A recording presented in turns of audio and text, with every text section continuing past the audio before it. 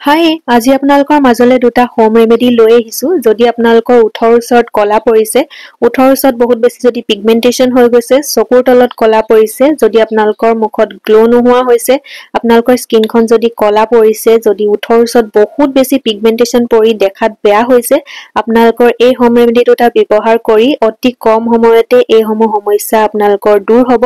আপোনালোকৰ স্কিন বগা উজ্জ্বল হৈ জিলিকিব ধৰিব আপোনালোকে মাত্ৰ এবাৰ ব্যৱহাৰ কৰাৰ পিছতে ৰিজাল্ট দেখা পাব স্কিন বহুত বেছি সফট কোমল হোৱাৰ লগতে আপোনালোকৰ ওঠৰ ওচৰত পৰা কলা দাগ চকুৰ তলত পৰা কলা দাগ স্কিন কুচ খোৱা সকলো দূৰ হ'ব বহুত কম সময়ত আপোনালোকে বহুতে মোক কমেন্ট কৰি আছিলে যে বা আমাৰ ওঠৰ ওচৰত কলা পৰিছে স্কিনত কলা পৰিছে কলা দাগ পৰিছে আপোনালোকে এই হোম ৰেমেডি দুটা ট্ৰাই কৰক এই হোম ৰেমেডিত প্ৰথমটো ষ্টেপত থাকিব আইস কিউব আমি আইস কিউব কৰিম প্ৰথমটো হোম ৰেমেডিত তাৰ সেকেন্ড ষ্টেপত থাকিব এটা ফেস পেক এই দুটা ৰেমেডিৰ পৰা আপোনালোকে জিটো এফেক্ট পাব ন আপোনালোকে 1000 টকীয়া ফেচিয়েল কৰিও এই দুটা ৰেমেডিৰ সমান ৰিজাল্ট নাপাব ইমানে বেছি ভাল হয় আৰু নেচাৰেল হয় কোনো ধৰণৰ সাইড এফেক্ট নাপায় কাৰণ ইয়াত কোনো ধৰণৰ কেমিক্যাল ব্যৱহাৰ নহয় প্ৰথমতে লাগিব আমাক চাউলখিনি মই ভালদৰে ধুই লৈছো আৰু পানীখিনি টুকি লৈছো অলপ টাইম তিয়াই ৰাখিছিলো এইখিনি আৰু আপোনালোকেও ভালদৰে ধুই অলপ টাইম তিয়াই ৰাখি পানীখিনি টুকি লব তাৰ পিছত লাগিব আমাক আলু আমাৰ স্কিনৰ কাৰণে কিমান বেছি ভাল হয় জানে আপোনালোকে মই আলু ডখৰ ভালদৰে ধুই লৈছো ধোৱাৰ পিছত এতিয়া আলুৰ বাকলিখিনি এৰুৱাই লম বাকলি এৰুৱাৰ পিছতো আকৌ এবাৰ ধুব লাগিব কাৰণ আমি মুখত ইউজ কৰিম হেতু কাৰণে ভালদৰে সাফ চিকুণ কৰি লোৱাটো বহুত বেছি প্ৰয়োজন আৰু ইয়া বাকলিখিনি এৰুৱাই লৈছো আলুৱে আমাৰ স্কিনৰ ডাৰ্ক স্পট দূৰ কৰে পিগমেন্টেশন দূৰ কৰে যিমানে পুৰণি দাগ নহক লাগিলে আলুৱে দূৰ কৰাত বহুত বেছি হেল্প কৰে এই হোম ৰেমেডি দুটা ইমানে বেছি এফেক্টিভ হয় আপোনালোকে প্ৰথমবাৰ ইউজ কৰাৰ পিছতে যিটো ৰিজাল্ট পাব আপোনালোকৰ বাৰে বাৰে ইউজ কৰিব মন যাব ইমানে বেছি ভাল হয় মই যিখিনি চাউল ধুই তিয়াই ৰাখিছিলো আৰু সেইখিনিতে মই এতিয়া এই আলু ডখৰ কাটি দি লম সৰু সৰুকে কাটি লম আলুখিনি বহুতে মোক কমেন্ট কৰি আছিলে বা ওঠৰ তলত বহুত বেছি ডাৰ্ক স্পট হৈ গৈছে পিগমেন্টেশন হৈ গৈছে স্কিনত ডাৰ্ক স্পট হৈ গৈছে ভাল হোম ৰেমেডি এটা দিব আজি আপোনালোকৰ কাৰণে লৈ আহিছো আৰু কোনে কোনে ভিডিও কৰ পৰা চাই আছে কমেন্ট কৰি জনাব এতিয়া আলুখিনি মই এয়া চাউলত দি লৈছো তাৰ পিছত লাগিব আমাক তিয়হ ডখৰ মই বাকলি নেৰুৱাও এনেদৰে কাটি ডখৰকে এৰুৱাই লম তিয়হ আমাৰ স্কিনৰ কাৰণে বহুত বেছি ভাল হয় আমাৰ যেতিয়া চকুৰ তলত কলা পৰে আমি তিয়হ ডখৰে কাটি লগাব বিচাৰো কাৰণ তিয়হ আমাৰ স্কিনৰ কাৰণে ডাৰ্ক স্পটৰ কাৰণে বহুত বেছি ভাল হয় হেতু আমি সকলোৱে জানো ডাৰ্ক স্পট মানে চকুৰ তলত ডাৰ্ক স্পট মানে আমি তিয়হ ডখৰে কাটি লগাব বিচাৰো আৰু এয়া এতিয়া মই তিয়হ ডখৰ কাটি দি লৈছো এনেদৰে ডখৰকে আপোনালোকে কাটি দি লব আৰু তিয়হ ইমানে বেছি ভাল হয় আমাৰ স্কিনৰ কাৰণে যেনেকৈ পুৰণি দাগ নহক লাগিলে লাহে লাহে অতৰাবলৈ বহুত বেছি হেল্প কৰে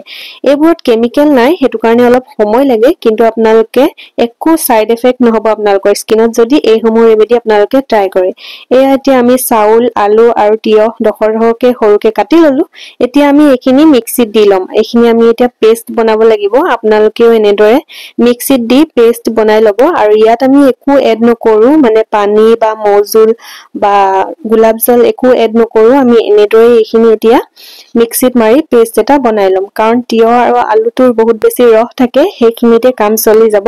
ইয়া দেখিছেনে পেষ্টখিনিও মোৰ ৰেডি হৈ গল আপোনালোকে এনেদৰে স্মুথ পেষ্ট এটা বনাই লব এই পেষ্টখিনি আমি দুভাগ কৰিম দুটা হোম ৰেমেডি বনাম দুটাতে আমাক প্ৰয়োজন হ'ব আপোনালোকে দুভাগ কৰি লব এই পেষ্টখিনি ইমানে বেছি এফেক্টিভ হয় কাৰণ ইয়াত আছে তিয়হ আলু আৰু চাউলৰ গুৰি গোটেই তিনটা বস্তুৱে বহুত বেছি স্কিন হোৱাইটনিঙত কাম কৰে বহুত বেছি হেল্প কৰে আমাৰ স্কিন ক্লিয়াৰ কৰিবলে ইয়াৰ পৰা অলপ পেষ্ট মই বেলেগে ৰাখি থলো আৰু এইখিনি তেতিয়া পানী এড কৰিম আপোনালোকে পানীৰ হলনি ইয়াত গোলাপ জলো ব্যৱহাৰ কৰিব পাৰিব আৰু দেখাতে গম পাইছে চাগে ইয়াত কিমানখিনি গোলাপ জল বা পানী এড কৰিব লাগিব হেতু জুখত আপোনালোকে এড কৰি লব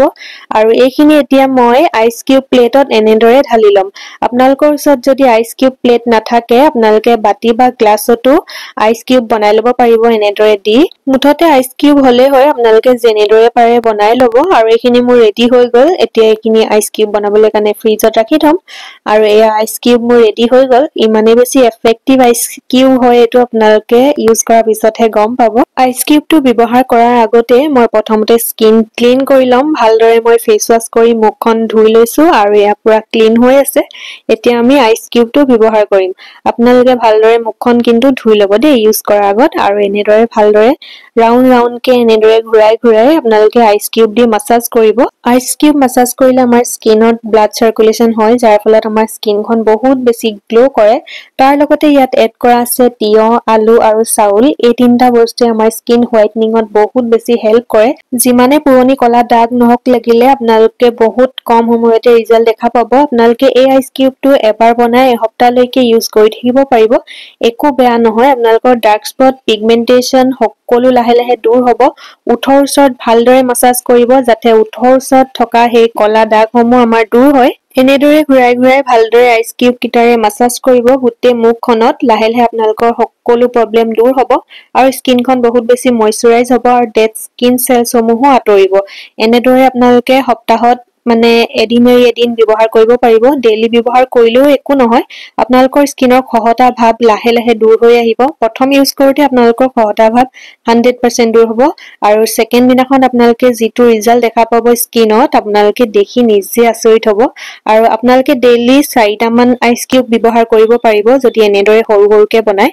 যদি আপোনালোকে গ্লাছ বা বাটিত বনায় তেন্তে এটা ব্যৱহাৰ কৰিলেও হ'ব কাৰণ হেয়া ডাঙৰ হ'ব অলপ গ্লাছ বা বাটিত যদি আপোনালোকে আইচ কিউবটো বনায় আৰু এনেদৰে ভালদৰে মাসাজ কৰি থাকিব যিসকলৰ উঠৰ ওচৰত বেছিভাগ হৈছে পিগমেন্টেশন আপোনালোকে ডেইলি এটা আইচ কিউব উঠৰ ওচৰত ব্যৱহাৰ কৰিব চাব আপোনালোকৰ বহুত কম সময়তে ভাল হৈ আহিব আৰু এই আইচ কিউব মাসাজটো কৰাৰ পিছত আপোনালোকে 10 মিনিট এনেদৰে ৰাখি থব তাৰ পিছতহে ঠাণ্ডা পানীৰে মুখখন ধুব আৰু চকচোন কিমান ধুনীয়া এটা ৰিজাল্ট দেখা পাইছে আপোনালোকে মই প্ৰথমতে আপোনালোকক দেখুৱাই লৈছো চকচোন কিমান ধুনীয়া এটা গ্লোইং এফেক্ট দিছে স্কিনত আপোনালোকেও ইউজ কৰাৰ পিছত এনেদৰে এফেক্ট পাব তাৰ পিছত আমি সেকেন্ডটো স্টেপ কৰিম যেটো স্টেপত থাকিব এটা ফেস পেক স্কিন হোৱাইটনিং ফেস পেক আৰু এই ফেস পেকটো মই কেনেদৰে বনাইছো আপোনালোকক প্ৰথম পা শেষৰলৈকে দেখুৱাম ভিডিওটো শেষৰলৈকে চাব